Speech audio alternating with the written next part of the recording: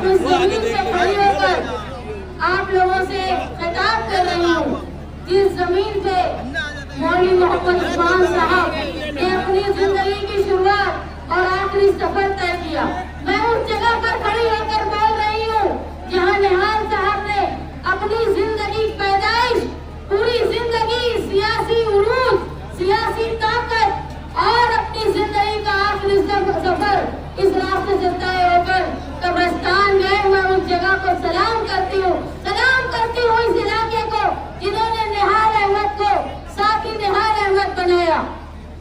मैं आप लोगों के सामने इलेक्शन के नॉमिनेशन फॉर्म के लिए जमा हुई हूँ।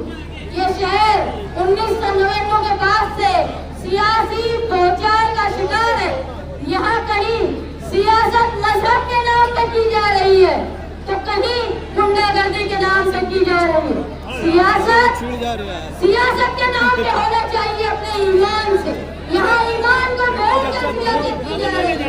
तो मुझे एक औरत को, एक बेटी को मैदान में उतरना पड़ा उनकी इस्लाह करने के लिए, जो इस्लाह की सियासत के नाम के नाम पर न वो इस्लाह कर पाए, न वो अपना मकतब संभाल पाए। अब वक्त आया है एक निहाली खून का, और मैं आप तमाम नौजवानों और मेरी माँ बहनों बुजुर्गों की शुक्रगुजार हूँ। आज मैंने साथी निहाल अहमद के बाद, मैंने अपने बुलंद इकबाल के बाद ये उम्मीद नहीं की थी कि ये शहर मेरे साथ इस तरह की मोहब्बत करेगा। इस शहर को मेरा लाख लाख सलाम। मेरी माँ बहनें, देखिए मैं बहुत हिम्मत कर रही हूँ। मेरी हिम्मत इस नाम पे है कि आओ मेरे साथ चलो, मालेगांव शहर को बचा लो। वो शहर जिसका दबदबा, जिसका तूती पूरे महाराष्ट्र में बोला करता था। अब ऐसा वक्त आ गया है कि एक पुलिस की कंप्लेन से, एक पुलिस के मुकदमे से ये शहर डर रहा है। नहीं चाहिए हमको ऐसी रहनुमाई जो हम सच्चे लोगों को डराए। हमको वो इस्लाह नहीं चाहिए जिससे 11-11 महीने दरवाजे पे माँ अपने बेटे का इंतजार करे। नहीं चाहिए वो बच्चे जो बाप के जेल में रहते हुए पैदा हुए हो।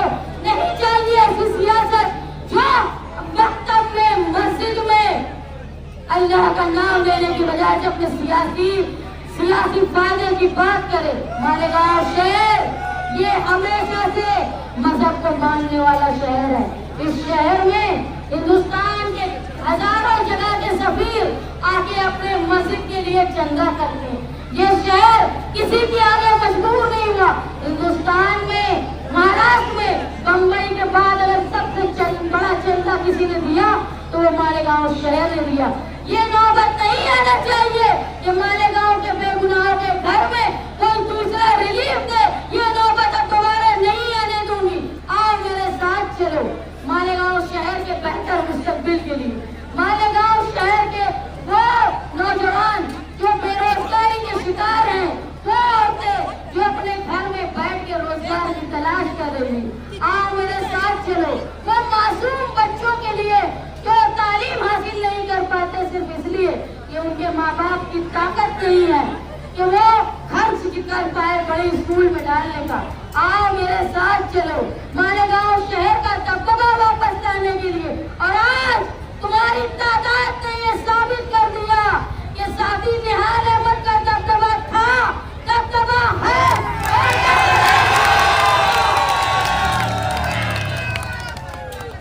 मैं अकेली नहीं हूँ।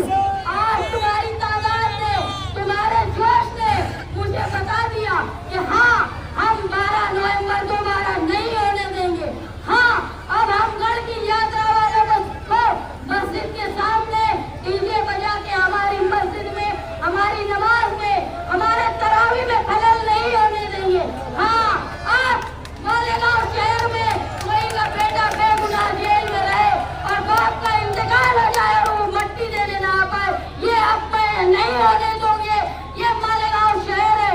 आज तालीम के लिए, रोजगार के लिए मालेगांव शहर में जो हॉस्पिटल हमारा चला गया उसको वापस लाने के लिए, हमारी हिफाजत सेहत के लिए आप सब लोगों लोगों को मेरे साथ, मेरे अव्वल कदम, मेरे फॉर्म भरने में आप लोगों का साथ चाहिए।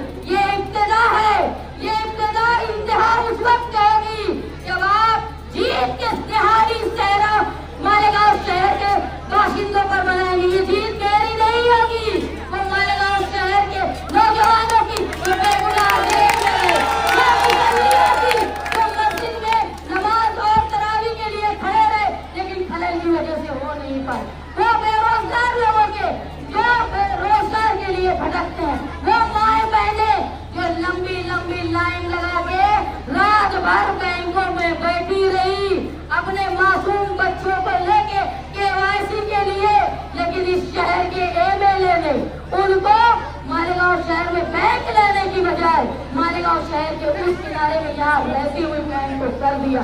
उनके लिए हमको लड़ना है, हमको लड़ना है वो बेईमानों के लिए, बेईमानों के खिलाफ जिन्होंने अपना ओहदा पाने के लिए मालेगांव शहर का पानी बेच डाला।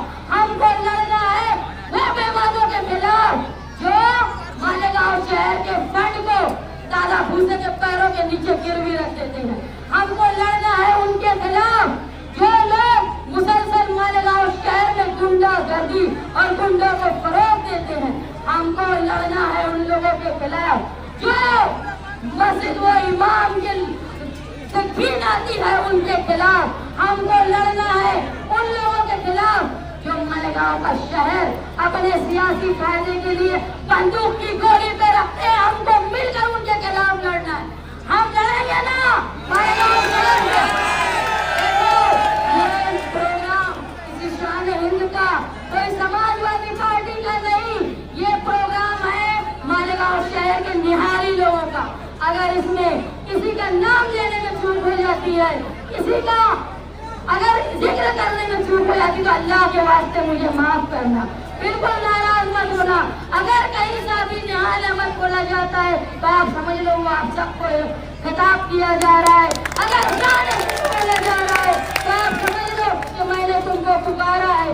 मेरे साथियों, आज इब्तिदा है, आज यहाँ से लेकर जो जुलूस जाएगा अल्लाह के वास्ते इस ताकत को, मोहब्बत को इलेक्शन तक डट कर लड़ना।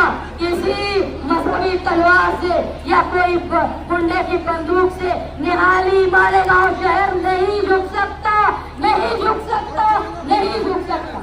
अगर कोई आलिम खड़ा होकर ये बोलता होगा कि एक औरत है, ये क्या मुकाबला करेगी?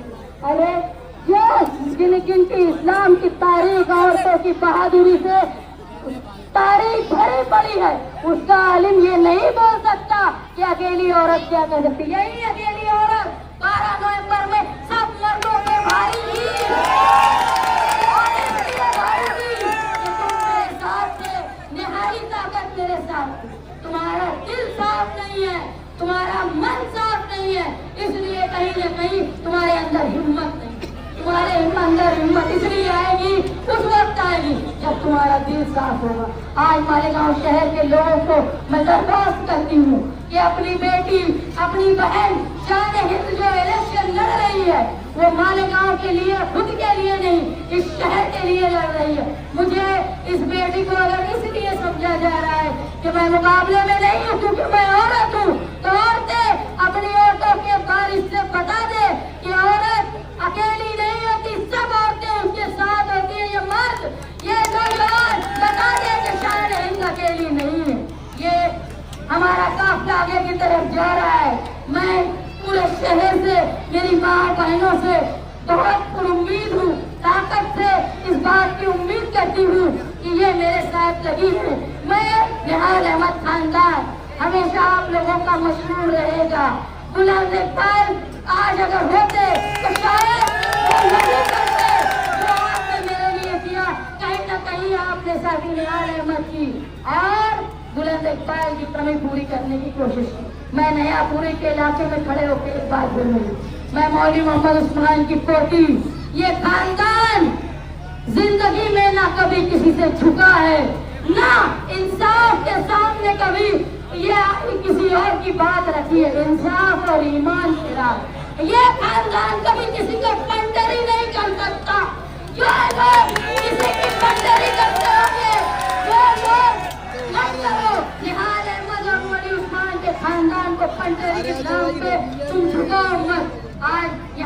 के साथ मेरे फॉर्म का आगाज हो रहा है। मैं उम्मीद करती हूँ ये ताकत, ये जोश, ये इलेक्शन तक और इलेक्शन के रिजल्ट तक कायम रहेगा। और ये जोश को लेकर मैं 5 साल मालेगांव शहर के दफा के लिए काम करूंगी, ये आप लोगों से मैं वादा करती हूँ।